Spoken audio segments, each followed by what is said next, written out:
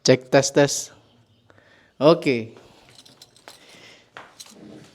Shalom semuanya. Selamat apa nih? Salam sejahtera ya. Selamat pagi, selamat malam, selamat sore ya. Hari ini kita mau ngobrol-ngobrol nih dengan Frater Marius CMM ya. Nah, kita ngobrolnya santai aja ya. Kita ngobrol tentang seputar panggilan nih, Frater ya. Nah, ini sambil saya taruh sini biar sama-sama dengar. Nah, kita kenalan dulu deh sebelum kita masuk. Kita ini lagi di mana? CMM itu apa? Frater mungkin sekilas saja. Terus kegiatannya apa? Apakah ada hubungannya dengan tarekat tertentu? Boleh cerita sedikit aja, Frater. Oke, terima kasih Pak Stanis. Jadi kongregasi CMM itu kongregasi frater kekal, dalam artian kami tidak menjadi imam atau tidak ditabiskan menjadi imam. Kongregasi kami itu lahir di negeri Belanda pada tanggal 25 Agustus tahun 1844. Udah lama. Sudah lama. Didirikan oleh Monsignor Johannes Weysen saat itu. Latar belakang didirikan CMM saat itu, waktu itu kan banyak terjadi kemiskinan, kemelaratan, pengangguran di sana saat itu ya, sehingga mendorong Bapak Uskup untuk membentuk sekelompok orang yang nanti akan bisa membantu yang orang-orang yang dianggap susah dan terlantar itu. Ya, langkah pertama Monsignor Weysen mendirikan satu kongregasi suster.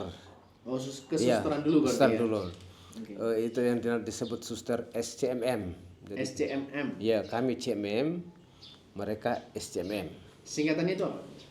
Nah, kalau CMM itu panjangnya ya, lengkap. Congregatio Fratrum Beate Maria Virginis Matris Misericordiae. Kalau lebih disingkat, Congregatio Mater Misericordiae, kongregasi Bunda yang berbelas kasih. Bunda berbelas kasih. Oke. Iya. Nah, kalau frater sendiri ini kan ini saya nggak sendirian lagi nih teman-teman. Nah, kita ada frater. Nah, frater sendiri ini frater CMM ya. Nah, sekarang lokasinya itu ada di mana frater? Tempat ini. Ini tempatnya nanti kita sambil touring juga teman-teman. Tempatnya bagus banget. Ada di mana frater? Saat ini saya berada di komunitas Santo Yohanes Penginjil Getengan, Tanah Toraja. Ya. Tanah Toraja. Tanah Toraja, ya.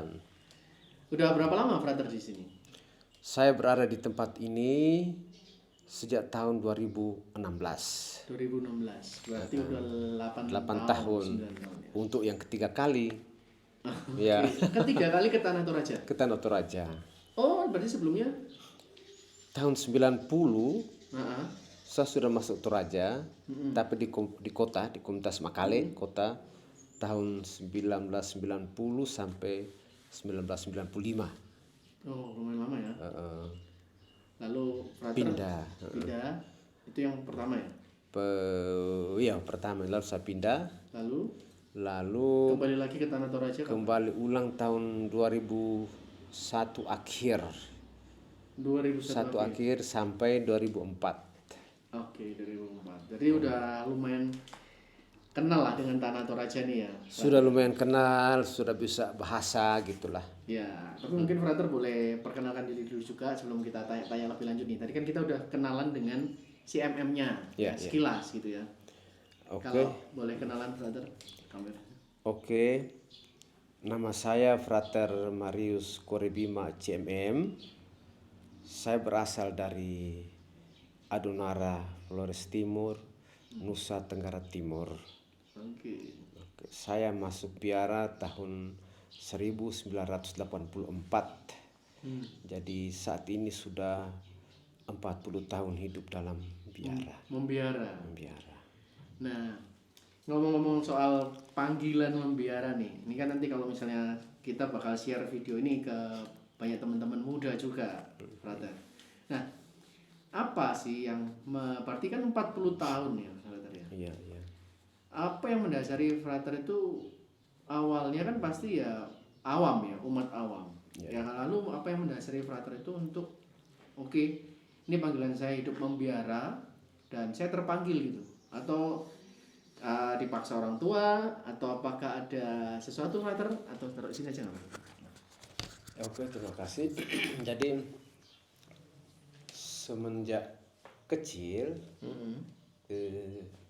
kami terbiasa dengan pastor paroki yang notabene orang kulit putih, bule, orang Jerman. Lalu ketika saya melihat dia berjubah putih, itu saya suka sekali pakai jubah putih. Itu motivasi awal ya. Motivasi awal.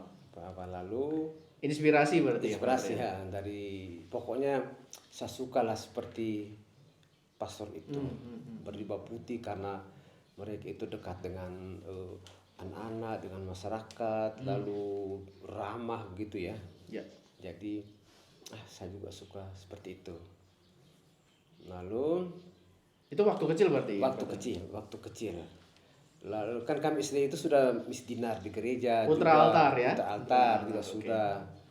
Lalu suatu ketika ini cerita satu ketika saya itu kan di gereja masih kecil-kecil, kita gereja pakai sarung tuh di kampung tahun segitu, tahun 70 mungkin 34 gitu ya. Dingin-dingin lalu gereja pakai sarung, tapi tidak apa ya, pokoknya pakai sarung lah. Lalu suatu ketika itu pastor satu berkhotbah dan dia membawakan contoh bahwa Yesus itu seperti anak kecil ini, toh polos. Diangkat saya sebagai contoh di gereja, lalu sarung saya itu kan terlepas toh. Lalu semua orang ketawa. Nah.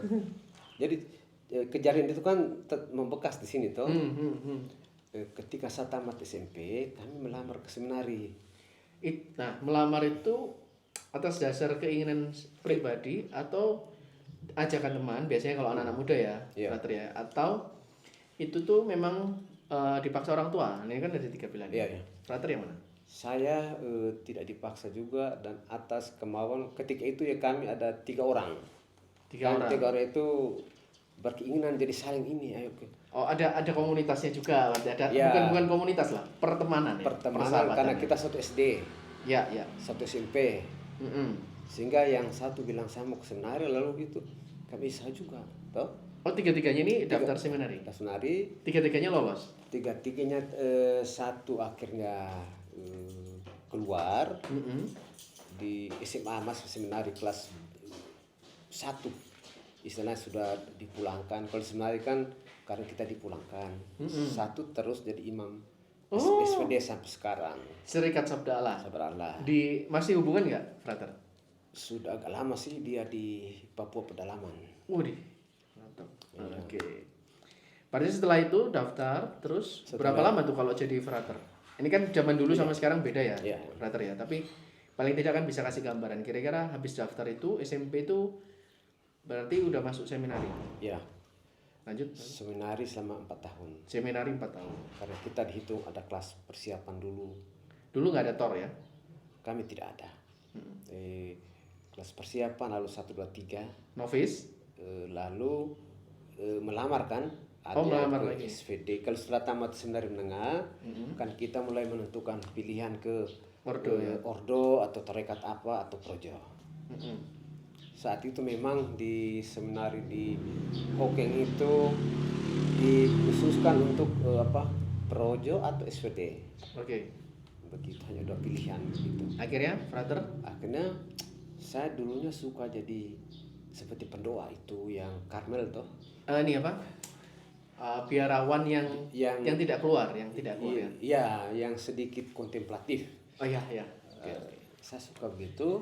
Loh, lalu itu tadi pilihannya cuma 2, SVD atau projo, tapi tiba-tiba CMM ini gimana ceritanya, Pak? Itu ceritanya. Jadi waktu itu kalau tidak salah 4 orang itu kan tidak menentukan pilihan di itu. Projo atau SVD, sehingga pokoknya tidak ada rekomendasi apapun kalau kita keluar dari 2 itu. Sehingga kami yang mau keluar dari selain SVD Projo waktu itu ada 2 koomi. Itu Oblat Maria itu satu jadi sampai sekarang, satu gagal. Kalau tidak salah waktu itu satu suka mau ke SY. Jesuit. Jesuit, tetapi kan saat itu kan kejawaan masih sangat kental Kuat toh. ya. Sehingga enggak tahu lagi jalan ceritanya toh, tapi yang dua itu jelas satu tidak umum sampai sekarang. Satu dia sudah semester sekian baru keluar dan jadi dosen sekarang di Atmajaya. Itu angkatannya frater. Frater di seminari itu. Nah, terus lanjut lagi. Kok bisa masuk CMM tuh, frater? Lalu kami karena tidak ada rekomendasi kan tidak juga di itu diterima toh. Oke. Kan dia harus ada rekomendasi dari tempat kita tamat. Sehingga saya saat itu padahal kita sudah korespondensi dengan Biara Karmel, Surat-suratan. dibalas, dikirim buku, lalu terakhir kendala dengan itu surat sehingga saya suatu ketika ada satu suster PRR, dia tanya, kamu mau kemana sih? Saya bilang Suster ini sudah kaul ya, maksudnya sudah. waktu itu dia juga masih junior. Junior dalam arti belum kekal. Oke. Dia bilang gini, ada ponakan saya itu masuk di biara CMM. Ada di Manado sana. Nah, itu Dan Bosco Manado. Jadi mereka itu tidak jadi imam tapi mereka melayani nanti sesuai dengan bakat, sesuai Talenta passionnya ya? masing-masing ya.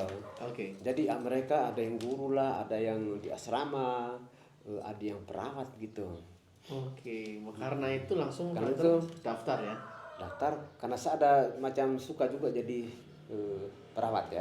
Oke, berarti frater Marius ini itu memilih jadi frater tapi masih bisa berpraktek di marketplace lah, di dunia nyata begitu ya. Bukan dunia nyata lah, dunia sekuler ya. Atau dunia apa ya itu istilahnya, dunia industri, dunia kerja. Ya, dunia kerja profesional ya.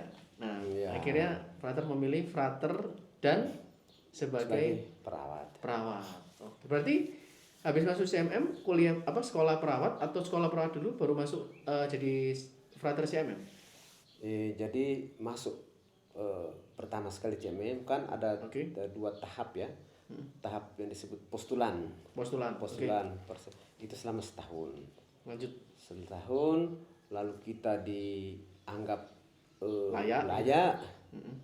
Kita maju Oke. untuk ke jenjang berikut novis, ataukah misalnya pimpinan kau keluar saja toh.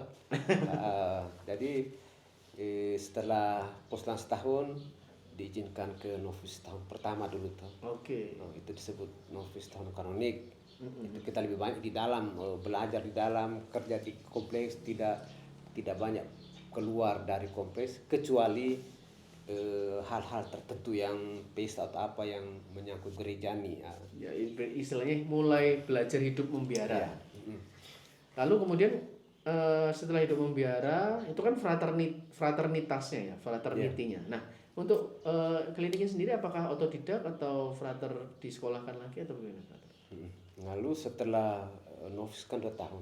Setelah 2 tahun novis kita mengucapkan kaul atau kita kaul untuk pertama kali. Kaul sementara.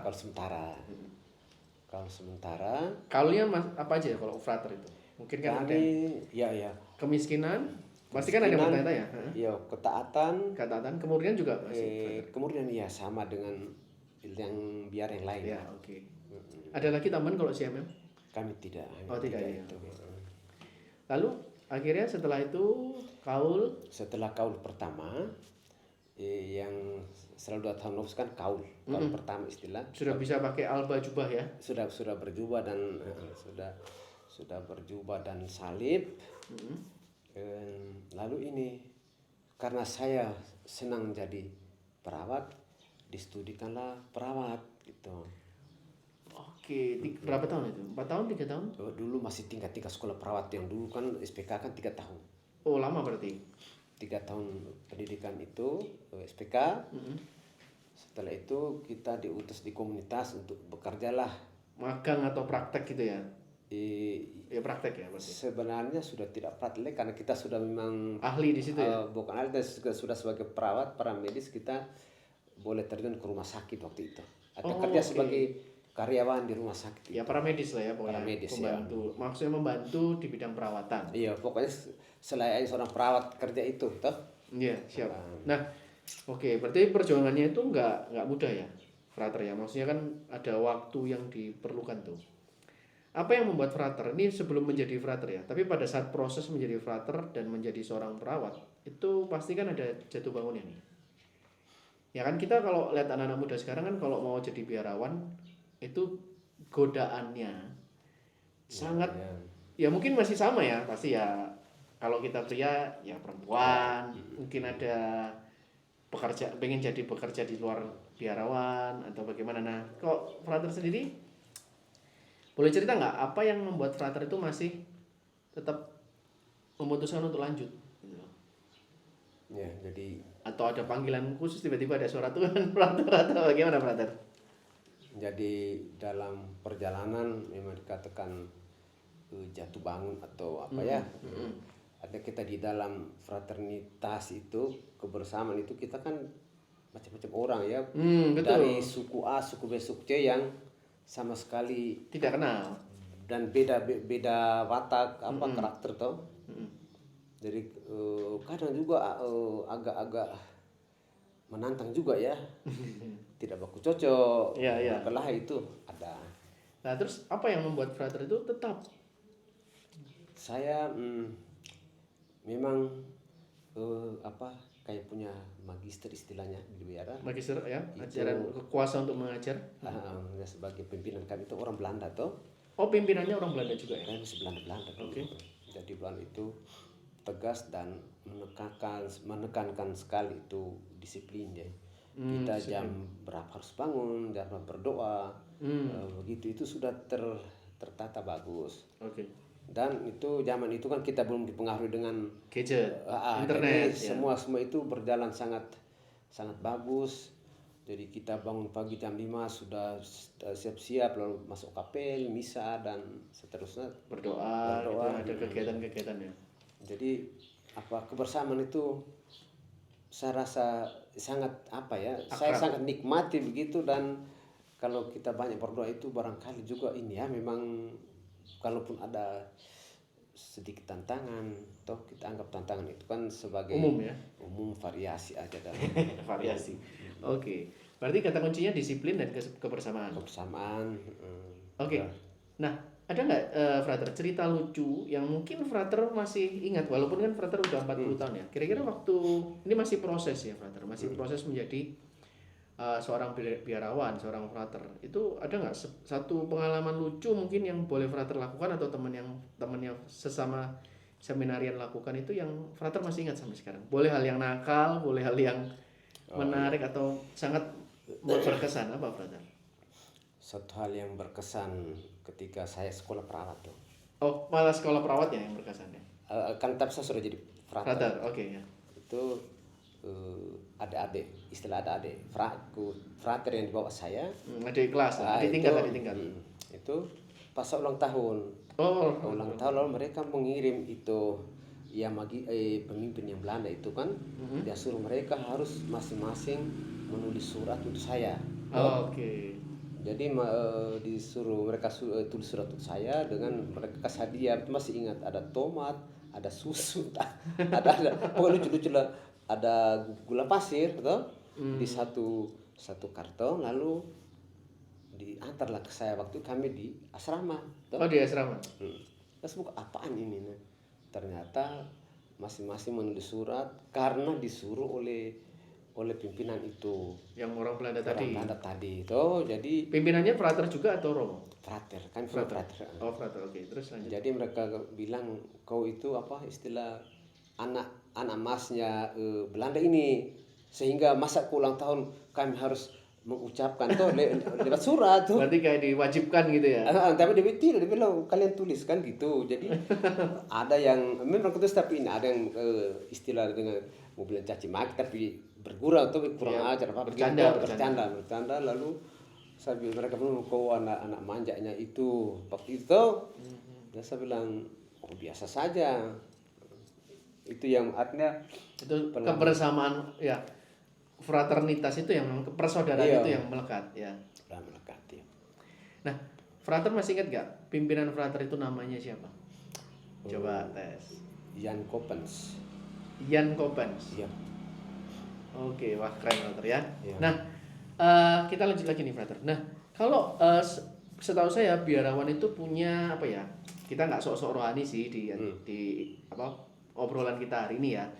Cuma pasti paling nggak kan namanya juga seorang frater pasti punya ayat pegangan atau prinsip hidup.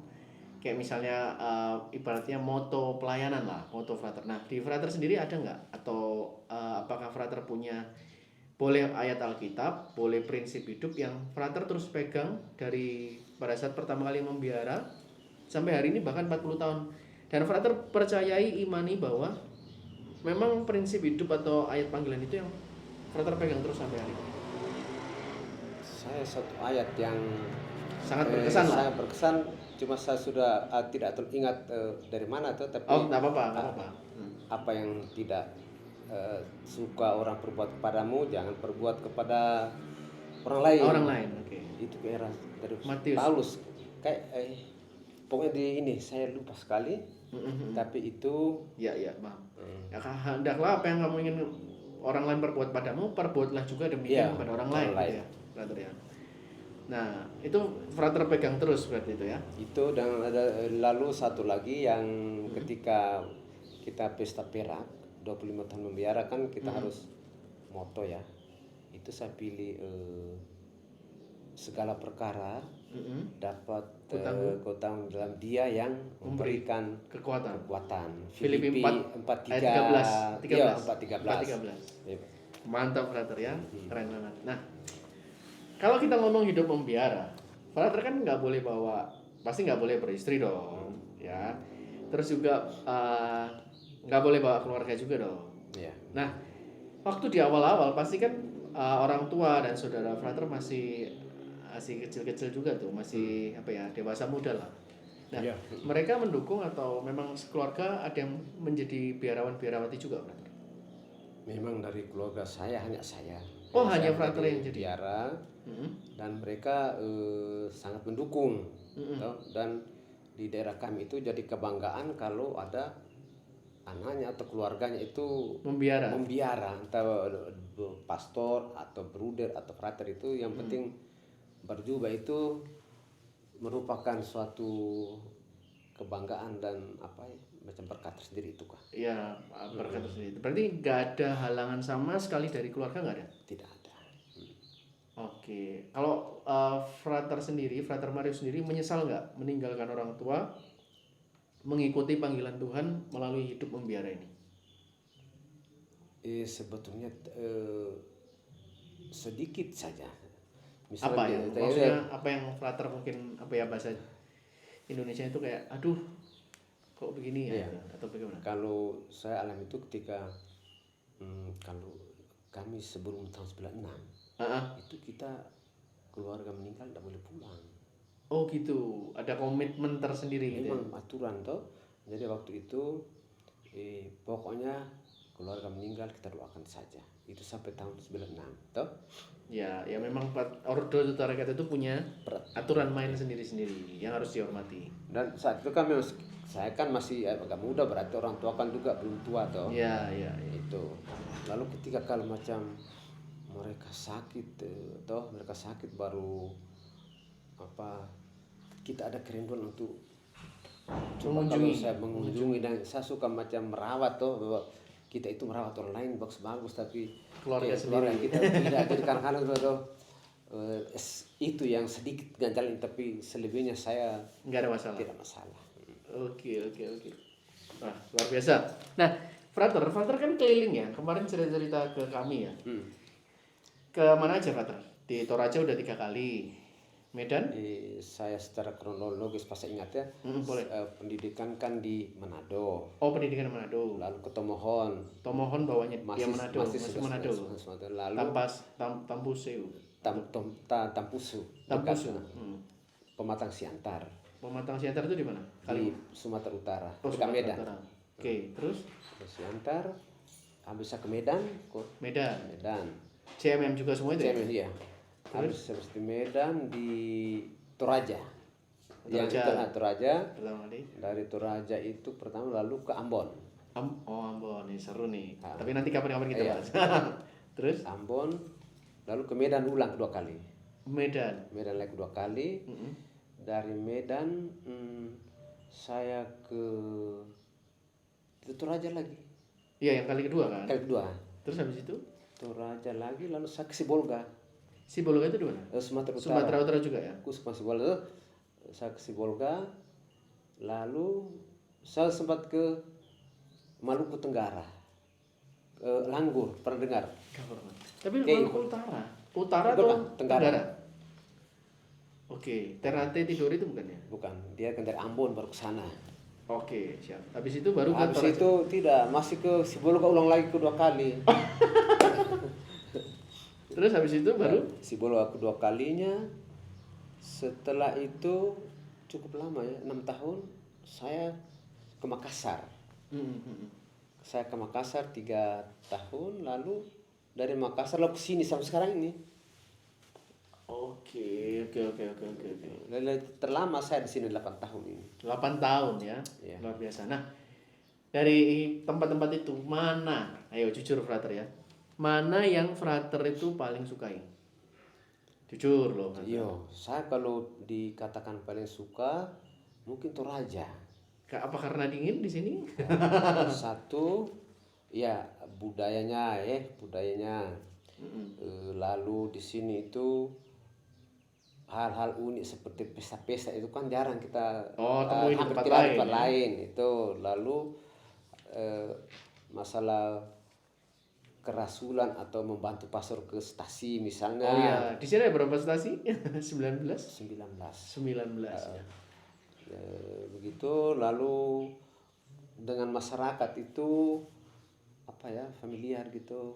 Ya, kekeluargaannya mungkin. Kekeluargaan, iya. Jadi ya begitu, saya cukup enjoy di sini lah. Bukan berarti di tempat lain itu sama, hanya maksudnya kan yang ini pasti ini lebih 0, sekian di sini. Iya. Gitu. Mungkin ini kita udah mendekati sesi terakhir nih, Frater Marius. Kira-kira Frater Marius punya pengalaman iman nggak atau kesaksian atau pada saat Frater melayani baik sebagai Frater atau sebagai profesional di klinik, mungkin ada sebuah cerita yang boleh dibagikan untuk menguatkan para teman-teman yang dengerin ngobrol-ngobrol kita nih, Frater. Oke. Ada pengalaman iman yang saya alami itu dalam pelayanan sebagai seorang perawat ini. Oke, perawat.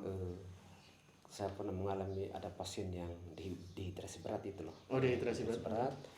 Lalu saya kan harus memasang infus itu kan kiri kanan. Oh, kiri kanan dua-duanya. Kan kita mau guyur tuh, lalu itu jarum yang saya pakai itu sebetulnya kan ada hadiah dari Belanda yang sudah kalau dari segi apa sudah tidak expired istilah kan. Oke. Tetapi kan dalam suasana begitu urgent lah ya. Darurat. Saya pakai itu. Pakai dua-dua kan awalnya ini tidak terasa tuh nadi. Lalu kita pasang kiri kanan guyur waktu 3 botol itu dia sudah mulai ini baru tensi sudah bisa muncul lagi. Bisa muncul lagi. Jadi berarti ada semacam mujizat. ada saya itu merasa bahwa ini sungguh luar biasa tuh. Iya. Siap. Luar biasa banget. Nah, Frater, selain itu, Frater itu doanya atau kegiatan itu ngapain aja sih sehari-hari? Maksudnya hari kita bangun 5:30 kapel. Masuk kapel untuk ibadat pagi. Lanjut dengan perayaan Ekaristi di gereja. Misa, habis itu sarapan, lalu aktivitas di profesional tadi perawat ya. Lalu saya waktu masih sendiri berarti 24 jam. Wow. Oke. Tapi masih melayan juga kalau dipanggil ke kampung, perhatian kita tolong diinfus karena tidak bisa ini tidak bisa digotong apa toh, jadi saya bersedia yang penting dijemput. Saya tidak pergi sendiri. Itu saja. Setelah itu doa lagi. Malam jam 6:30 kami, jam 6:30. andaikan saat itu kita tidak terhalang dengan pasien tuh. Oh, Kadang oke. kan kita mau Karena ini orang utama, datang pelayanan utama itu ya di dunia perawatan itu tadi ya. Oke, ya siap. Nah, frater berarti sebenarnya jadi frater itu nggak nggak sulit-sulit banget ya. Kayak orang lain kan kalau lihat, ini orang ini berdoa terus kerjaannya, tapi ternyata nggak seperti itu loh ya, betul ya frater ya. Nah, iya. Memang dan enjoy, dan frater udah 40 tahun loh teman-teman ya. Ini udah memiliki kehidupan membiara dan sebagai seorang perawat nih, keren banget nih. Nah, frater buat satu lagi mungkin ya, karena Tanah Toraja ini katanya mistis, ya katanya mistis gitu ya. Nah, frater punya satu kejadian nggak mungkin yang habis itu kita penutup frater. Oh, kejadian gini. Saya kan saya dulu agak gemuk ya. Frater agak gemuk. Dulu, lalu kan turun. Jadi saya itu hampir setiap hari saya itu macam selfie untuk sekedar membandingkan toh. Jadi satu ketika saya itu di rumah orang, saya ada keperluan saat itu. Karena hujan ya, tuan rumah di dalam, lalu saya kan saya iseng-iseng kan lihat foto-foto di HP toh. Ada apa? Kayak orang itu loh yang rambut yang seperti kita lihat yang di film-film yang kayak hantu itu. Oh, yang penampakan ya. Penampakan rambut panjang dengan ini. Itu di sini loh. Di bawah. Oh, di klinik ya. Saya lihat loh. Apakah ini Penampakan atau toh yang jelas saya itu tidak tahu setting apa toh. Tapi saya juga dulunya waktu lihat foto kan seperti saya tidak perhatikan Sepintas lalu. Tapi saat itu toh lalu kejadian ada 3 kali barangkali. Satu kali di kamar toh saya suruh frater sampai tolong pijit kaki saya kali itu juga dengan wajah yang sama, mirip. Lalu saya bilang temanku, dia bilang kok itu apa aplikasi kan. Saya bilang saya tidak mengerti aplikasi, kalaupun atau bahwa ada orang lain ambil HP lalu dia ini, tapi juga saya tidak mengerti. Tapi yang jelas ada barang itu di bawah sana. Ngeri. Tapi itu habis itu hilang sendiri ya? Awalnya saya kan penakut. Jadi saya kalau mau pulang tidur di sana kan kami habis makan malam rekreasi toh. Lalu saya suruh kawan satu antar saya sampai di dalam, lalu baru keluar dari belakang baru toh kan saya tidak berani untuk masuk ke dalam. Begitu. Tapi lama-lama terbiasa. Karena ada suara-suara, saya kalau ada suara saya ketakutan, saya konsentrasi doa Bapak kami salam Rosario toh. Konsentrasi itu mungkin 3 peristiwa apa sudah hilang. Udah hilang. Kita ngantuk. Gitu. Iya, oke. Aman berarti. Ya? Aman. Ya syukurlah. Nah, oke. Wah, ini udah nggak terasa. Kita udah kurang lebih hampir setengah jam ngobrol-ngobrol, frater ya. Pengalamannya sangat luar biasa banget. Nah, terakhir frater ada nggak pesan-pesan buat anak-anak muda atau teman-teman yang lihat obrolan kita pada hari ini? Boleh nggak, frater? Bisa. Untuk anak-anak muda, mudah-mudahan adik-adik sekalian mau terpanggil untuk mengikuti jalan yang seperti kami jalani. Sebetulnya jalan yang kami pilih ini dilihat orang seperti sulit karena penuh tantangan dengan zaman ini, akan tetapi yakinlah bahwa tidak sesulit yang kita bayangkan. Yang penting kita itu tekun dalam doa. Oke, mantap, keren frater. Terima kasih frater Marius buat waktunya ya. Sampai jumpa di lain kesempatan frater. Dadah. Oke, terima kasih ya. Terima kasih frater waktunya. Nanti kirim ke saya juga. Oh, siap, nanti saya masukin YouTube frater.